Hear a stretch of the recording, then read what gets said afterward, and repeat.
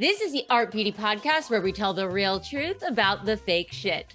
Hi, everybody. I'm Amber, and today my fabulous co-host is Dr. Corey L. Hartman. He is a board-certified dermatologist and the founder and medical director, am I getting that right? Of Skin Wellness Dermatology in Birmingham, Alabama. Thank you so much for joining us today. Oh, it's my pleasure and honor to be here. Amazing. And you know what? I try to memorize those and really get them down, but sometimes it's like, okay, let me just check in. I'll make sure I'm doing good. Okay, so today we are talking about something that I think might be, I guess the thing is better than sliced bread, but better than Botox because it's going to rival Botox. It's called Daxxify, and we're going to get so into that. But before we do, how are things in Birmingham, Alabama today? Oh, it's a beautiful day in Birmingham. Okay. It's a crisp, like 70 degrees. The sun is shining. It feels like fall. And I'm really happy about that because it can take a long time for fall to show up around here. I'm like giggling in my heart because in New York, like 70 is like still summer, we're like, oh yay, it's like a summer day here. Yay. I'm going to a baseball game this weekend and I'm going to be in like a t-shirt and tank top. And I know you're probably zipped up there. See? Yeah. I pulled out the half zips already. Yeah. My parents are in Florida, so I get it. It's like once the weather hits 60, it's winter and it's exactly. They're in sweaters. To take fall as we can. So well, good to hear it there. I want to get right into this because I hadn't heard about Daxxify, but that's because it was just FDA approved. I think it's September 8th. Correct. So I'm going to just shut up and let you tell us all about this. So what is Daxxify? Yes. Well, we are all very excited. They got their PDUFA date on September 8th. It all went through the FDA as planned. We have been waiting and anticipating and hearing about Daxxify for about 4 years now, actually. Yeah. And there were just a lot of issues with development. And then there were the issues with COVID that delayed the FDA's approval. But we've heard from the beginning that it was going to change the market because it's going to bring a novel way to treat our lines and wrinkles that none of the other products on the market currently do. So that's great. It's like an innovation in 40 years that we hadn't really seen. Its claim to fame is that it lasts 6 months. A lot of my patients have had trouble maintaining their duration on their neurotoxin here lately. I'm not sure what that's about. Some have found different success with other products, but there's a large market out there for people who are looking for duration. They're looking for something that will take them farther so they don't have to have injections quite so frequently. The injections aren't a big deal. We all know that. But they're, every little inconvenience in our busy lives, if we can save us a trip, then we want to do it. So I think that that's going to really be the beautiful thing about Daxxify, which everybody has shortened to Daxi. That's the first part of the name, the molecular name. So they all end in botulinum. There's onabotulinum, abobotulinum, and now there's daxibotulinum. Okay. So Daxi just sounds a lot easier to say to me. I don't know. All right, so we're gonna call it Daxi, but is it okay? I thought it was Daxxify. But we'll call it Daxi. That's the name. That's the official name is Daxxify, but we're calling it Daxi. All right. So to be clear, so Daxi is now, it's the first neuromodulator that is not, but it has a different way of affecting the nerve, which I do want to get into with you. But essentially, what we're talking about is a new, something that could hit the market. Now, Botox just had, I think it's 33rd birthday, 30th birthday. No, Botox has been on the market for cosmetic. 20. For 20 for cosmetic, but it came out in 1989. Yes. Well studied.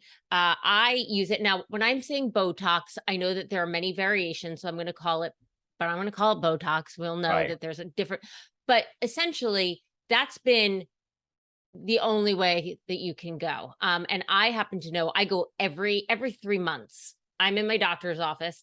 Now, Botox as a company made last year, I did a little research, $4.7 billion for their parent company. I mean, I was responsible for like at least 4 payments towards that. So I'm super excited about this, but I want to be clear because Daxi is very, very new. Have Very you, from what I've heard, like not a lot of doctors even have their hands on this yet. Have you? no. So the only people who have any experience with it are the people who did the clinical trials. And we were Okay. not a trial site. We do injectable trials. We were not a part of that site. However, they are rolling this out in a very deliberate, very smart and thoughtful way, because these days, we haven't had such a big rollout since the days of social media really becoming a thing. And there have been some missteps with other companies where the education and the implementation of how to use the product wasn't exactly right. And it got out at that it didn't work when it really wasn't anything wrong with the product. It was just sort of snafus in who was using it and how they were doing it. Got it. So they're being very specific about how they let this product get out. The first rollout is going to be very select doctors. And for about 3 months, that's all you're going to have. They're mandating that you go to their headquarters in Nashville to be trained and learn all about the different intricacies of the molecule. There are 4 different botulinums on the market now: Botox, Dysport, Xeomin, and Jeuveau. They all have their own individual personalities, but at their heart, they all stop the transfer of acetylcholine, which makes the nerve make the muscle fire. So if you stop that synaptical transfer, then the muscle won't work because there's no nerve firing it to work. And that's how we relax the muscles to smooth out the lines of expression in our faces. Botox itself has a medical indications as well. It was the first to the market. It's kind of like the Kleenex of tissue. We call it all Botox, but there are different brands that are available. It's just they don't have market share. But Botox specifically was indicated first for sweating, I believe. Now it's used for like a million different things: migraines, torticollis. There, every specialty, it seems like, is finding a Aren't they use doing for Botox. depression, right? They were doing clinical Depression, on depression, which I always say it absolutely. makes me feel way less depressed every time I go get my Botox. Yeah. So, I mean, Well, yeah. I love that study. I saw that recent study that came out that suggested that it actually affects serotonin levels. We've said for a time now, we know that it stimulates collagen. We know that it can maybe impact oil production, but it also releases endorphins. So it just makes you feel good. So it's a corollary that you would think that it would also treat depression. So we're Right. excited about that. But to kind of continue the discussion about the different options, all 4 of those options, while they have their own specific characteristics, like some are more purified, that's Xeomin, doesn't have this additional protein. Dysport is a smaller molecule. It has a wider diffusion area, so it can give a wider area of effect. It comes on faster, maybe like 2 days as compared to 5 days. On the issue of duration, all of these products on paper and in the studies lasted 4 months. Now, patients will tell you different things based upon their different experiences. And I say everybody's going to have a different reaction to different products. You're going to figure out the one that works the best for you. I think a lot of it has to do with the circumstances surrounding the treatment. If you like the doctor more, if you got a deal, or if it was a better environment, then you may have a different experience with that product that impacts your way of viewing it. But on paper, all 4 months, because they all bind with a human protein, an albumin protein. That's how they bind. Daxxify or Daxi is going to bind with a peptide. And this peptide binding is thought to enhance absorption into the skin, which affects the muscle, stops that transfer of acetylcholine to make the nerve fire to stop the muscle from being active for a longer period of time. That's the thought. Now, that's what we know. That's what they seem to be hanging their hats on. I am going to be the first one in my area to have it. I can't wait. I have my training date. Yes, December 4th. I'm headed to Nashville to learn all about it. And I'll have it first in the area. So that's when I'm going to be able to really get my hands on it and learn the different characteristics. Does it feel lighter? When does it come on? How much does it spread? How much are patients aware of it? I have a large number of patients in my practice who have started to lose efficacy to really all of the products. And that's Yeah. a terrible place to be. So we're really happy that we have options now. Even if it doesn't last 6 months for them, it'll give them more than they're getting now. And I think that it's good to have another option. You know, when you say lose efficacy, like how long are we talking now? Right? I mean, it has to work for a little bit, but Yeah, a little bit. I mean, I've seen patients who have as little as 3 to 4 weeks. oh, Yeah, I know. I kill know. me. And is that so is it, I mean, look, when I get it done, I would say like it takes about 5 to 7 days to, as you said, kick in, work, take effect. Um, and then, it's not totally frozen for 3 months. It Right. starts to gradually wear off. But you're talking me, but by the end of 3 to 4 weeks, they've got nothing. I'm talking they're back to baseline. Now, Oh, let me tell you, I know. Well, and it gets even worse. There are very few people that I know of in my practice who get nothing. One of them works for me in the front, Michelle, and we can put 50 units of Botox in her forehead, and tomorrow it's going to be moving. So really? she's really excited. Yeah, I tried to get MyoBlock for her, which was the botulinum toxin B, which we don't have any available brands in America, but it's only available in Europe, and it's even more difficult to get it these days. So Gotcha. it's time. So, okay, gosh, there's so many questions I want to ask you right now, but going back to, so we're talking about efficacy. This is something that is very new, and I just have to ask you. You said, 4 years you were waiting for this. Um, I know COVID was a problem, but there were some bumps in the road where the FDA was like, we can't approve this yet. Do you know Yes. what those were? So I think that there were some issues with like manufacturing and maybe like at the plant. I'm not privy to all of the information. And as you can imagine, whenever there's a new product coming to market that is perhaps going to impact existing brands, some of those brands may, have Oh, issues with, you know what I mean? they might be So there might calling have and saying, "Hey, check this out." Yeah, well, listen. yeah, that or this is our idea, not really their, that kind of Okay. stuff. But then So yeah, so you're not and I hate to cut you off, but you're not connected to Daxxify in any way, correct? at all, I'm not an employee at all. We have their fillers in our office, and we are a high volume practice, and that's what allowed me to be able to have first access. But no, I'm not even a speaker for them, not consultant, nothing. Okay, and so as a professional, you're excited about this for your own patients. I'm super excited. There was a little pushback when we first started talking about it because fewer touch points with patients if you're treating, I mean, that can be an issue. But I feel like the people who are really going to be into this, I mean, they're going to be loyal to you. They trust what you're telling them. That's going to be the best product for them. And if they're busy professionals and they've been on this neurotoxin journey for a while, they're not going to mind, and they're going to find other reasons to come and see you. So, Right. they'll still be in. On the flip side of that, we've all seen recently where sometimes things go awry with neurotoxins. So there's always going to be the possibility of something going wrong. And then you have to deal with that effect lasting for longer than it would with some of the shorter acting products. Oh my God. Yikes. We're going to dig into that in a second. But I will tell you, because I keep it real here with people, and you guys know, I have been the first to try a lot of different things. I'm very excited about this, but Mama is not going to be the first to get injected. I'm going to wait a little bit. No, look, I waited till I was 35 to even do Botox. And, I've Gotcha. been in this business for 20 years, and people, in my late 20s were like, try it, you're going to love it.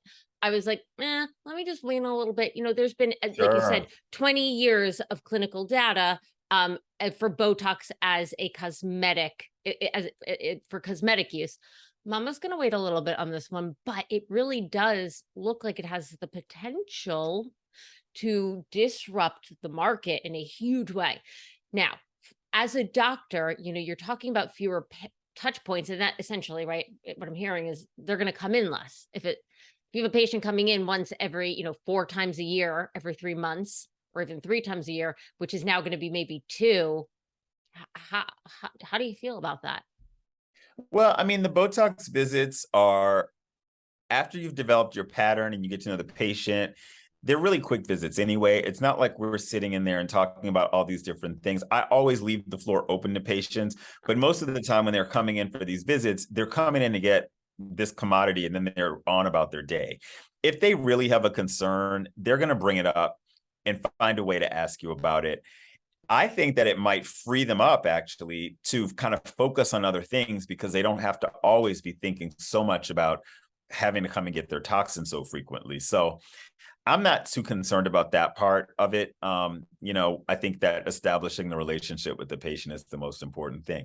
And to your point, I Sure. have a lot of patients who aren't necessarily like knocking down the door to get it, because if everything is going right with your current neurotoxin, like why would you change it?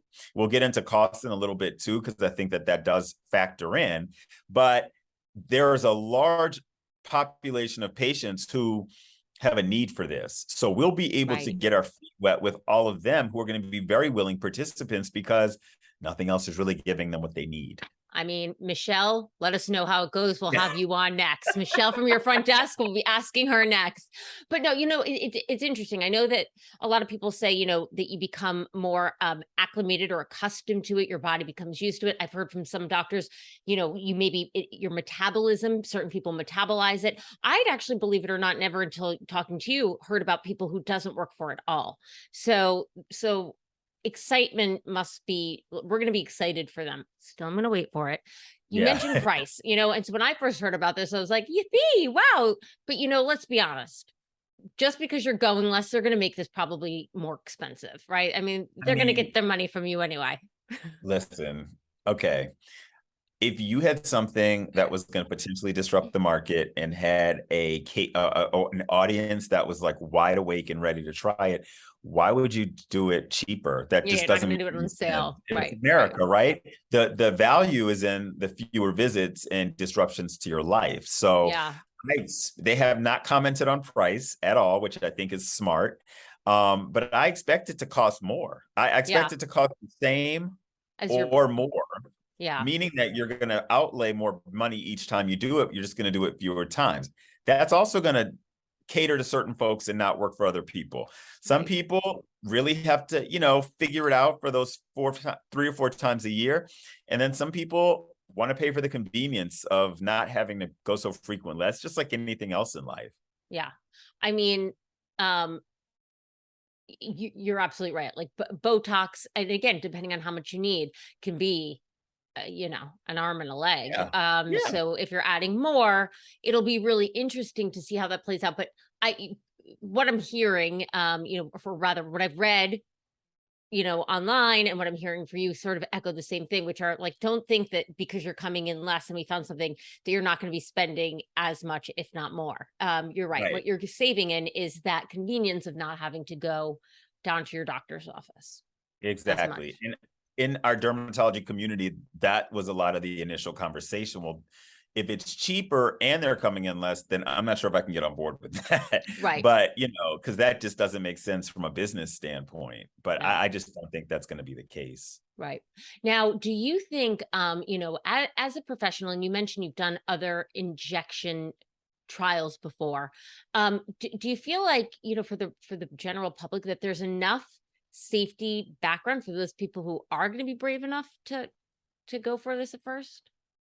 I do. The FDA really has stringent criteria for approval of these types of medications. And in this instance, I really think that this prolonged period has really put them through the ringer, maybe even more so than other companies. Because it is not a human albumin protein, it probably, confers less of an overall risk, I would say. But there's still that area of the unknown. Whenever you're innovating, you're going to be at that point where, you just have to kind of see what happens. Yeah. But no, I have no qualms or concerns about the safety of the product. Got it. By the way, I know my father listens to this and he's probably so happy that for the first time, because I'm always like, I'll try that. Sign me up. Then I'm like, Daddy, don't worry. I'm going to wait. I know he's listening and I know he's happy right now. You mentioned before though, so Daxxify, you have their fillers. Yes. Oh, so I So, never heard of, I've never heard of Daxxify before. Okay. So this isn't like a well, brand new. you So know, Daxxify is the brand of their neurotoxin, but the company, the parent company is called Revance. okay. And you've tried their And fillers. oh, we've had their fillers for a while. Yes, they have a collection of fillers called RHA, Mm-hmm. um, and RHA 2, 3, and 4. And then they just launched one that is a lighter filler for filling very fine lines, very superficially, called Redensity. I don't know why they didn't go with RHA1. That's what it's called in Canada, but for whatever reason, it's called Redensity here in the United States. They have Okay. a beautiful new headquarters in Nashville, downtown, that I have had a chance to visit because my alma mater is in Nashville too. So I stopped by at my 20-year reunion. And yeah, they just have state-of-the-art facilities with some really cool rooms where you can do live demonstrations and have it, simulcast out. It's really kind of neat. I'm laughing. I'm like, yeah, of course they do, because they're like, we are about to be rolling in it. Let's show the world. Well, True. we're hope there. Interesting thing you mentioned before, and I do like to be serious on here. Even with Botox, even with these neuromodulators, Xeomin, the other ones that we were talking about, Dysport, um, in the wrong hands, things can go wrong. Um, for Daxi, from what I understand right now, it is only FDA approved for is it how do you pronounce it? Glabellar. Yeah. Glabellar. Thank Glabellar. you. I have braces, so it's really hard for me to say, but the lines in the forehead, your 11 lines, Yeah. it's not 11. approved for anywhere else. Yeah, but neither Yeah, is I mean, they all start off with the approval there. I think Botox just got approval for crow's feet like 2 or 3 years ago. Oh, It's yeah. the only neurotoxin that's approved for the big three areas, but we all know that we use Botox all over the face, I mean, I you do know. it in the chin, I So do it here, yeah, here, all over here. exactly. Yeah. So I don't think that's really going to be an issue. Okay. Your point about injector is huge, though, because understanding the nuances between the different products and what their capabilities are and what the needs of the patient are, all of that factors into a successful treatment. It's not just the product. So that knowledge is really important. And I think that's what all of us are going to be gaining when we get acclimated to how it behaves, what the dosing schedule is going to be like, because there's also going to be a difference in dosing that we're going to have to get used to. And that's another reason I think they're being very cautious about how they roll this out. How So so? yeah, Wait, how so in yeah. dosing? Well, so Botox is 20 units in the glabella, and Daxi is approved, the dosage is 40 units. Now, Oh, they say you can't compare unit to unit, and that when you look at it on a kilodalton basis, they're equal, but there's going to be a difference. Just like Dysport is actually dosed 2.5 times the number of Botox units. So it gets okay. kind of a little different. Now, I know, from what I understand, right, Botox always has to be diluted as well, right? You can't inject pure Botox. There's a certain dilution that happens with it. Is there a dilution with So with that's to be determined, but so let's back up a little bit. Dilution and reconstitution are two separate things that I think sometimes get conflated. These products that we have available to us now, and Daxxify will be one of them, all come in a vial as like a dry powder that's okay, on the vial. We introduce bacteriostatic saline or some other liquid to to release it reconstitute? and to allow it to be injected. So that's the reconstitution. The dilution is really up to the individual doctor to determine. And a lot of factors go into that. So I use a 2-to-1 dilution with Botox because I like the way that it spreads, but also the needles and syringes that I use that make it more comfortable for patients have such small measurement, ticks that my fingers just do better with the 2-to-1 dilution. Gotcha. My partner, Dr. Luckett, Katie Luckett, she prefers a 1-to-1. Right. So understanding the nuances of spread, understanding what the push is going to feel, all of that goes into determining the dilution. And I think that there's an acceptable range of dilution that we all agree is, just sort of discretionary. And then there's a level of dilution that is like, okay, now you're just trying to stretch it. And Well, and I'm going to take this moment to be a PSA. I am not a doctor, but you've heard it on me say it again and again. Botox, do not get the Groupon. Get the Groupon for your workout classes, get the Groupon for your shoes. I mean, but do not do it when Your it face, comes people. to and injecting neurotoxins. I mean, you just The don't want to medicine. do it because look, at the end of the day, maybe places offer a deal, but from what I've understood and talking to a lot, you get what you pay for, You right? get what you pay for. So, That's it. and if they Right. dilute it too much, you can have really bad, like my daddy always said, here's two areas you don't save money on. You don't try to save money on your birth control or your surgery, right? Or any cosmetic surgery, right? I Because like that's, your dad. He sounds you know, super wise. that's what he's like. These are the two areas, honey, not to save money in, because you get what you pay for.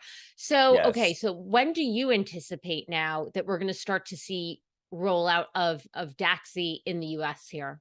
All right. So what I understand, and this has Mhm. not been confirmed, and it might be top secret and whatever, it hasn't been, verified. But from what I understand, there's going to be a very select group of doctors that gets it in December when they train. Okay. And then the next group, which is going to be a little bit larger, will be sometime in March. Okay. And then it won't be available to the masses until the summertime of 2023. So they're being smart and they're making everybody go to their location and train because they don't want bad press. They don't want bad press. And it's so Yeah. easy these days. It doesn't, and there's just so many people out here injecting these days that it's hard to really contain that. So I think they're doing it in a very smart way. We'll be able to get so much information knowing that they're relying on very experienced master injectors. Everybody calls themselves that, but Yeah. we'll see who's who in this first 3 months. And that So would wait, be when is your I go on December 4th. Oh wow, you are the first. Damn. All right, Yes, Dr. yes, yes, Hartman. yes. Yes, Oh I my can't gosh. wait. I mean, have the phones been ringing off the hook? Listen, I have been telling all my patients who I think would be interested, Yeah. because they are looking for options. So Yeah. it's my responsibility to share that. But yeah, we anticipate lots of demand when it comes. Oh my gosh, I'm going to be watching this like a hawk. I have more questions before we go, but are you going to be posting this on Instagram? Like, Of where can we watch your, course. yeah. You can What, totally. So yeah, I've given a little bit of a sneak peek already. Did a little media and got some information on like that I've shared with you guys today about the peptide and why it's different.